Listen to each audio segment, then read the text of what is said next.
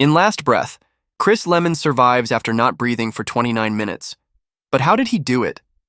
Co-written and directed by Alex Parkinson as a remake of his 2019 documentary of the same name, Last Breath is based on the true story of a team of deep-sea divers who must race to rescue their crewmate stranded hundreds of feet below the ocean's surface. The cast includes Finn Cole as Chris Lemons alongside Woody Harrelson as Duncan Alcock, Simu Liu as David Yuasa, and more. As Last Breath's epilogue reveals, experts remain baffled by how Chris Lemons managed to survive. The fact that Lemons survived just under 30 minutes without suffering brain damage is still largely unexplained. He has attended medical conferences and consulted numerous specialists in his quest for answers, but even experts are unable to make sense of his case. Initially, Lemons believed that the cold temperatures played a role, drawing on accounts of people surviving long periods after falling through ice. However, if his body temperature had dropped low enough to induce a state of hibernation or suspended animation, it would have been impossible for Duncan to revive him so quickly.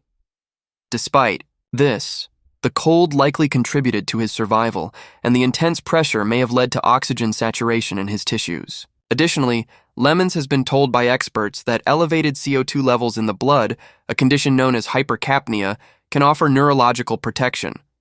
One of the main reasons his survival remains a mystery is that no medical tests were conducted on him immediately after his rescue, as he had to stay in a pressurized chamber upon returning to Aberdeen, leaving many potential clues undiscovered. A person can typically survive 3 to 5 minutes without oxygen before brain damage begins, and after 10 minutes, severe damage or death is likely.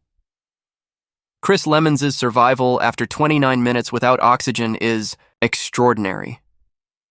As medical experts have speculated, the deep-sea cold may have preserved his brain function by slowing metabolism. Unlike normal cases where brain cells die quickly, hypothermia protected his brain, allowing for an improbable recovery.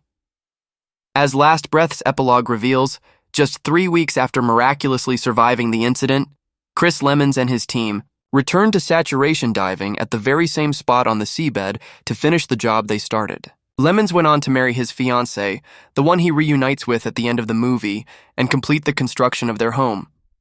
Although their relationship eventually ended, he is now with a new partner and has 2 children. It took some time for the magnitude of the incident to fully register with Lemons, but it left him with a deeper sense of mortality and a stronger appreciation for the fragility and value of life and the remarkable resilience of the human spirit. Today, Lemons remains in the same industry, though he now serves as a diving supervisor aboard a ship rather than working underwater. However, he has been gradually shifting away from his main job to focus more on public speaking. Still, to this day, as Last Breath's epilogue indicates, exactly how Chris Lemons survived remains a medical mystery.